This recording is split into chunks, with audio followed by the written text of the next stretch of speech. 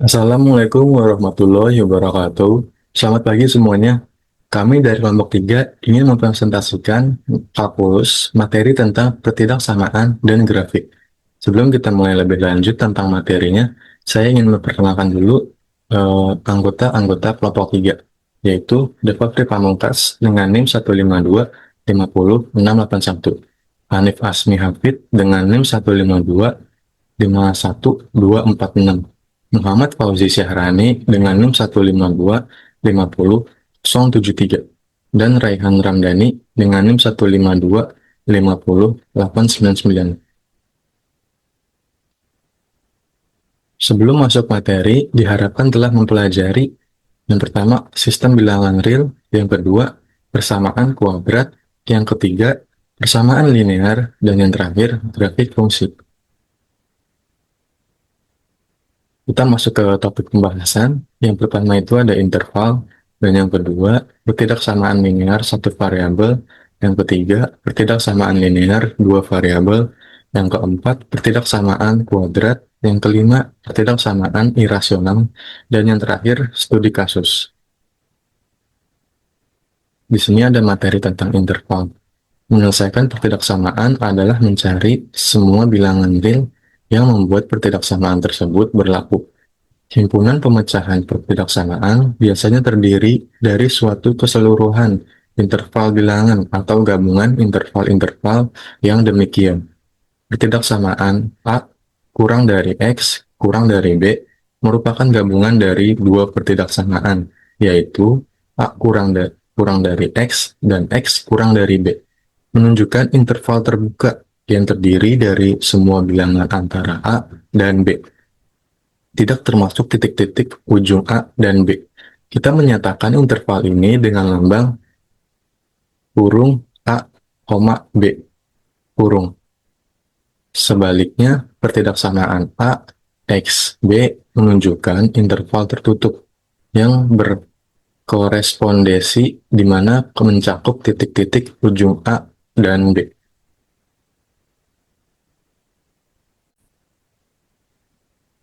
Kita lanjut ke materi selanjutnya, yaitu notasi dan himpunan interval. Pada garis pertama ini dibacanya dengan interval terbuka dari A sampai B. Untuk garis bilangannya itu seperti ini. Di garis kedua yaitu dibacanya dengan interval setengah terbuka dari A sampai B. Untuk garis bilangan itu seperti ini. Dan yang garis ketiga yaitu dibacanya dengan interval setengah terbuka dari A sampai B. Untuk garis bilangan itu seperti ini. Dan pada garis keempat yaitu dibacanya dengan interval tertutup dari A sampai B. Untuk garis bilangnya itu seperti ini. Dan pada garis kelima, yaitu dibacanya dengan interval dari negatif tak hingga sampai B. Untuk garis bilangnya itu seperti ini. Dan kita lanjut garis keenam, yaitu dibacanya dengan interval dari negatif tak hingga sampai B. Untuk garis bilangannya itu seperti ini. Kita lanjut garis ketujuh, yaitu dibacanya interval dari A sampai positif tak hingga. Untuk garis bilangannya itu seperti ini. Selanjutnya ada garis ke-8, yaitu dibacanya dengan interval dari A sampai positif tak hingga. Untuk garis bilangannya itu seperti ini. Dan yang terakhir, yaitu dibacanya dengan seluruh bilangan real. Untuk garis bilangannya itu seperti ini. Dan untuk materi selanjutnya akan dijelaskan oleh teman saya. Perkenalkan, nama saya Ryan Ramdhani. NIM saya 1525089. Di sini saya akan melanjutkan materi tentang pertidaksamaan linear satu variabel. Pertidaksamaan linear satu variabel adalah pertidaksamaan yang hanya memuat satu variabel saja. Misalnya variabel X. Jika satu persamaan ditandai dengan sama dengan, maka pertidaksamaan ditandai dengan kurang dari lebih dari, kurang dari atau sama dengan, lebih dari atau sama dengan.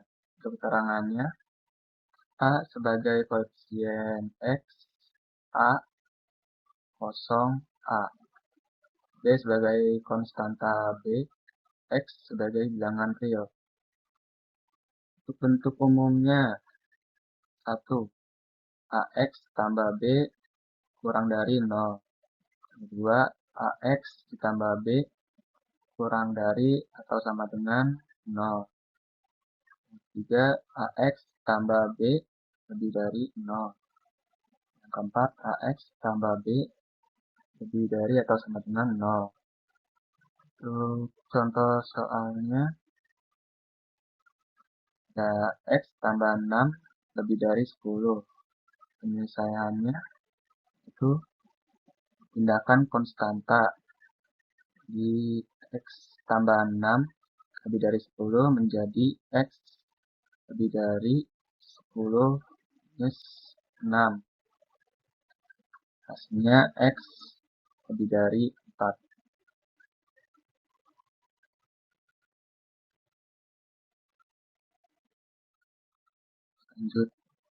Selanjutnya, persamaan linear dua variabel.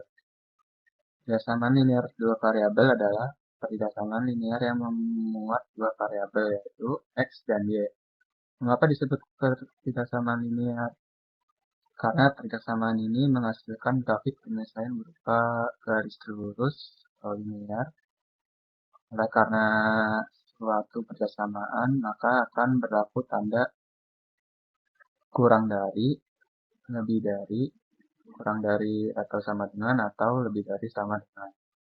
Bentuk umumnya di 1, AX tambah BY tambah C kurang dari 0. 2. AX tambah BY tambah C kurang dari atau sama dengan 0. Yang ketiga, AX tambah BY tambah C lebih dari 0. Yang keempat, AX tambah BY tambah C lebih dari atau sama dengan 0.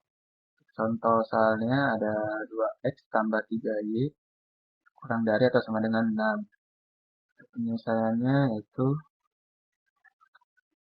X sama dengan 2X ditambah 3 dalam kurung 0 sama dengan 6. Y 2 dalam kurung 0 tambah 3Y sama dengan 6. Hasilnya X tambah X sama dengan 3. Y sama dengan 2. Kemudian uji dengan titik 0. Jadi 2X tambah 3Y kurang dari atau sama dengan 6 menjadi 2 dalam kurung 0 ditambah 3 dalam kurung 0 kurang lebih kurang dari atau sama dengan 6. Hasilnya 0 kurang dari atau sama dengan 6 yaitu. Nah, ini untuk grafik misalnya ya, ada Y di titik 2 dengan X di titik 3.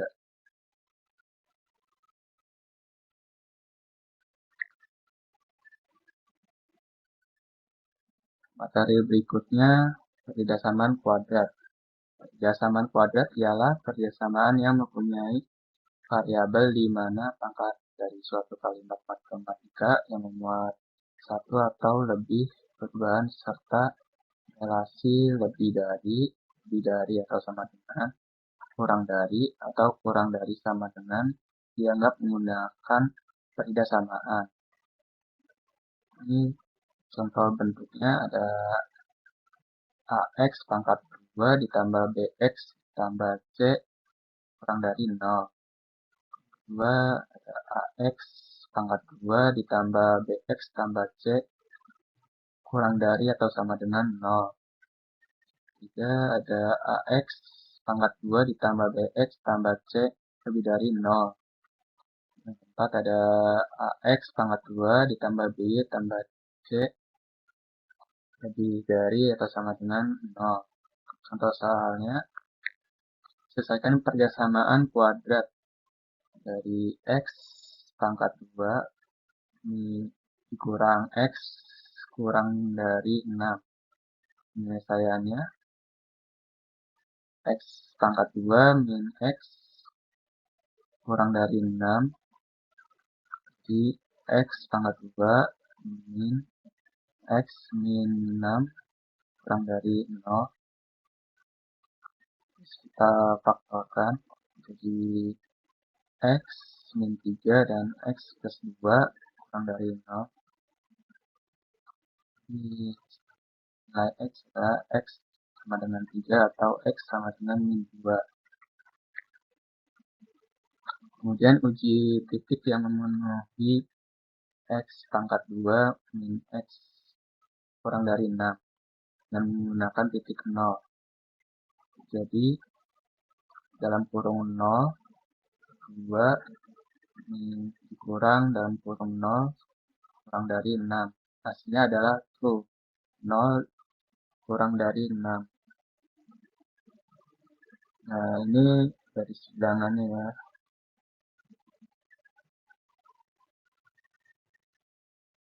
Selanjutnya, persamaan rasional yang dapat juga disebut dengan persamaan bentuk akar. Hal ini disebabkan oleh adanya satu variabel yang bentuk akarnya berbeda satu sama lain. Langkah-langkah dalam menyelesaikan persamaan rasional adalah sebagai berikut. 1. Mengubah persamaan ke bentuk umum. 2. Kuadratkan kedua ruas untuk menghilangkan bentuk akar sehingga bisa diselesaikan. 3. Seperti persamaan rasional. 4. Setelah itu, perhatikan syarat bentuk akar yang mempunyai penyelesaian yaitu dalam. 5. Akar harus lebih dari sama dengan 0. 6. Himpunan penyelesaian merupakan irisan dari penyelesaian utama dan syarat. Di sebelah kiri ada contoh bentuk-bentuknya, yaitu 1. Akar fx lebih dari c atau akar fx kurang dari c. 2. Akar fx lebih dari akar gx atau akar fx kurang dari akar gx. Yang ketiga, akar fx lebih dari gx atau akar fx kurang dari gx.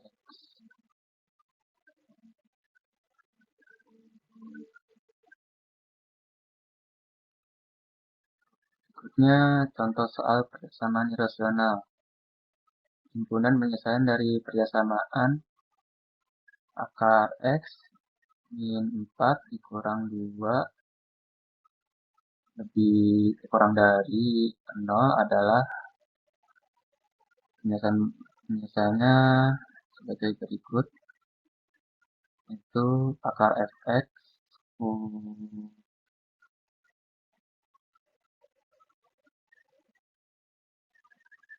di mana fx sama dengan x min 4 dan c ada sama dengan 2. Syarat untuk menentukan penyelesaiannya adalah fx lebih dari atau sama dengan 0. Di x min 4 lebih dari atau sama dengan 0. Nah, x lebih dari atau sama dengan 4. Yang kedua, fx kurang dari a pangkat 2. Jadi x min 4 kurang dari 2 pangkat 2. Hasilnya x kurang dari 8. Himpunan penyelesaiannya adalah irisan dari 1 dan 2, yaitu x 4 kurang dari atau sama dengan x kurang dari 8. Untuk materi selanjutnya akan disampaikan teman saya.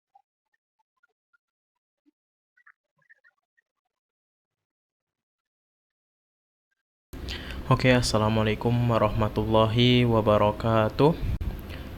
Perkenalkan, nama saya Hanif Azmi Hafid dengan nomor induk mahasiswa 1525 1246. Izinkan saya pada sesi kali ini untuk menjelaskan study case mengenai kalkulus di bab pertidaksamaan, yaitu kita akan membahas study case ini tentang alokasi waktu yang digunakan dalam satu hari oleh dua kelompok mahasiswa yang dimana kelompok pertama tersebut itu mahasiswa yang hanya kuliah, lalu kelompok yang kedua adalah mahasiswa yang berkuliah sambil bekerja. Nah, di sini kami mengumpulkan sampel data dengan media Google Form yang dimana kita mendapatkan total 37 sampel, yang dimana mahasiswa pertama golongan A yaitu mahasiswa yang hanya berkuliah itu berjumlah 16 responden, dan juga mahasiswa B yang dimana mahasiswa yang berkuliah sambil bekerja kita mendapatkan total responden yaitu 21 mahasiswa. Lalu sebelum kita membahas lebih lanjut tentang study case tersebut, mari kita membahas data responden terlebih dahulu. Di data responden pertama, kita mendapatkan total 16 responden, yaitu dengan total jam sehari tidur mahasiswa yang hanya berkuliah itu 100 jam per hari. Dengan dibagi 16 mendapatkan 6,25 jam dalam sehari rata-rata tidur mahasiswa yang hanya berkuliah. Lalu untuk yang belajar kita mendapatkan total 63 jam, dengan dibagi 16 didapatkan 3,9 375 jam dalam sehari. Dan lalu untuk kesibukan lain didapatkan total 106 jam, yang dimana dibagi 16 didapatkan 6,625 jam dalam sehari mahasiswa yang hanya berkuliah saja dalam mengisi waktu kesibukan lainnya rata-ratanya ya dari 16 responden tersebut. Lalu untuk data responden yang kedua yaitu mahasiswa yang berkuliah sambil bekerja ya. Yang pertama data jam total data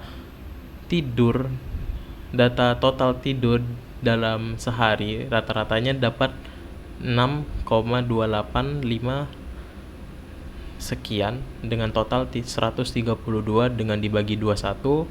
Lalu untuk bekerja juga kita dapat total 157 dengan dibagi 21 dapat 7,47.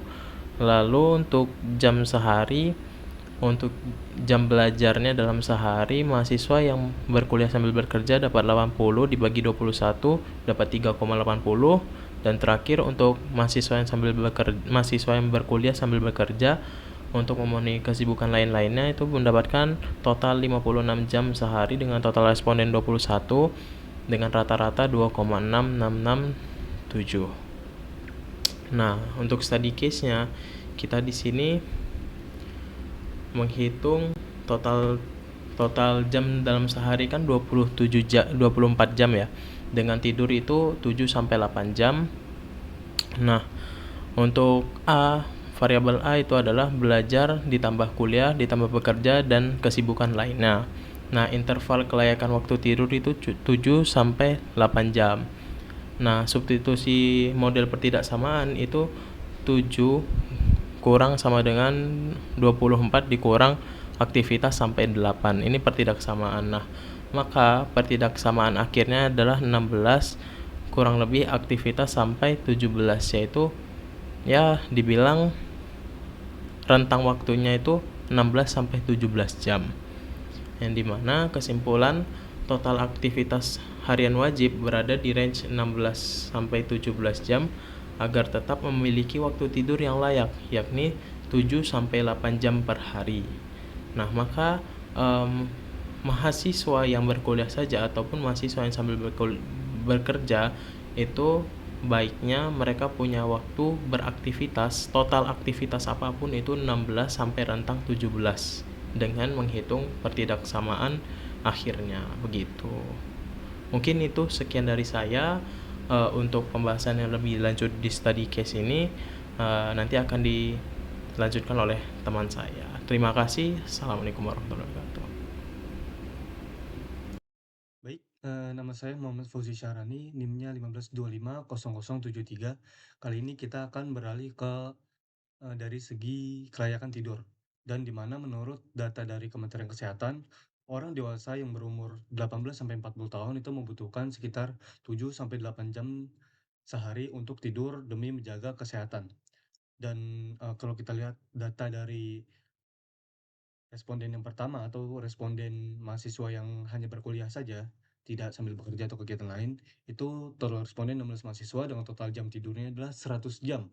Dan rata-rata jam tidur mereka dalam satu hari adalah 6,25 jam.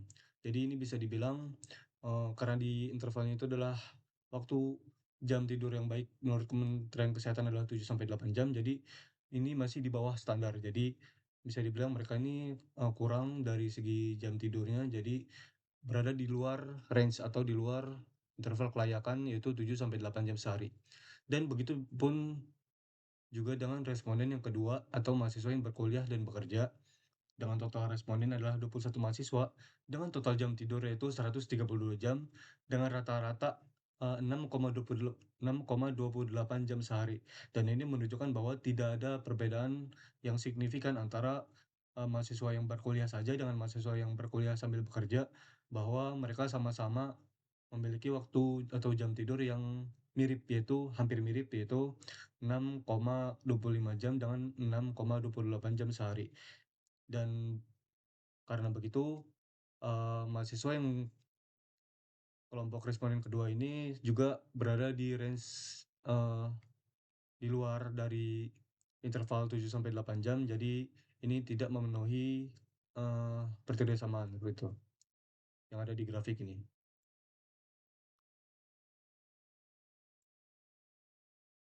Dan sekarang kita akan melihat interval dari aktivitas mahasiswa di luar jam tidur 7 sampai 8 jam.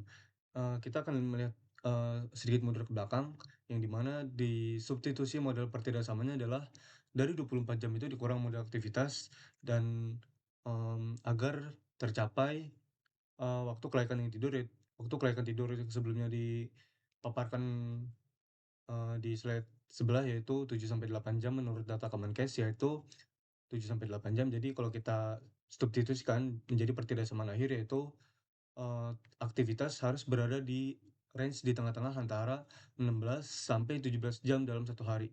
Nah, itu kalau misalnya ingin memiliki waktu atau jam tidur yang layak, yaitu 7 sampai 8 jam menurut data Kemenkes.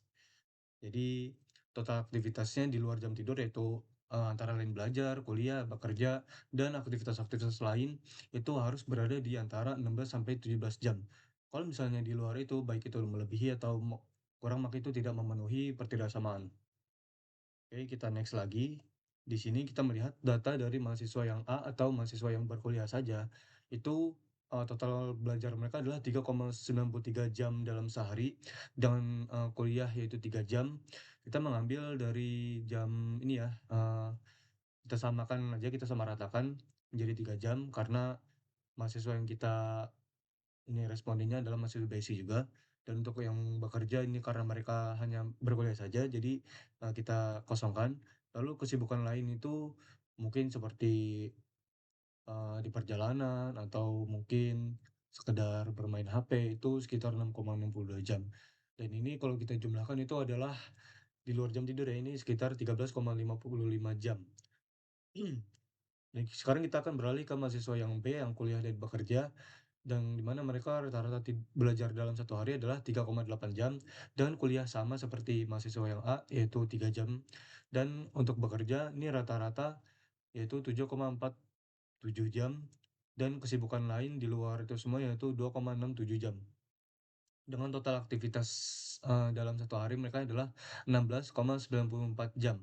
Dan kalau kita melihat di pertidaksamaan ini, di grafik pertidaksamaan ini, itu mahasiswa yang A, yaitu yang kuliah saja, itu berada di range di bawah atau jauh di interval ini, yang di mana di interval itu harusnya 16 sampai 17 jam dalam satu hari, itu mereka melakukan aktivitas kegiatan, tapi mereka di sini adalah 13,55 jam, jadi jauh ini di luar jam tidur, jadi kalau misalnya ditambah jam tidur mungkin jadi berapa, tapi kan karena di luar jam tidur jadi hanya 13,55 jam.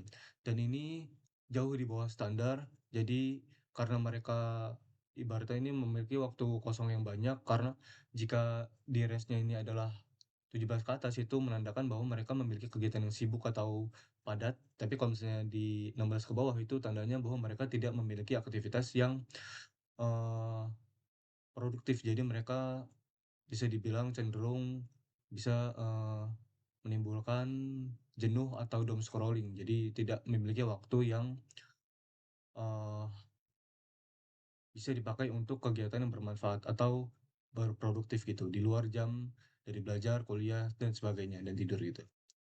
Dan kita lihat di bawah sini, itu mahasiswa yang A atau yang kuliah saja itu 13,56 jam, dan kalau kita masukkan ke sini itu, eee, dia itu nggak masuk ke tengah-tengah antara 16 sampai 17 jam ya. Jadi ini tidak memenuhi, standar aktivitas yang seharusnya agar terpenuhi waktu tidur yang 7 sampai 8 jam itu. Dan kalau mahasiswa yang B atau mahasiswa yang kuliah sambil bekerja itu ada di 16,94 jam, dan itu berada di tengah-tengah atau di antara 16 sampai 17 jam aktivitas sehari untuk memenuhi standar kelayakan tidur, yaitu 7 sampai 8 jam. Dan, karena ini berada di tengah-tengah, jadi ini memenuhi pertidaksaamaan ya. Jadi, bisa dibilang mahasiswa yang B ini itu memiliki waktu yang solid atau waktu yang aman, berada di range aman sehingga, mereka ini, produktif atau memiliki waktu yang aktivitas yang bisa dibilang, apa ya, aktivitas yang membuat mereka berada di, eee, range aman atau range yang produktif gitu, 16 sampai 17 jam sehari. Dan untuk mendapatkan waktu tidur yang cukup yaitu 7 sampai 8 jam seharusnya ya.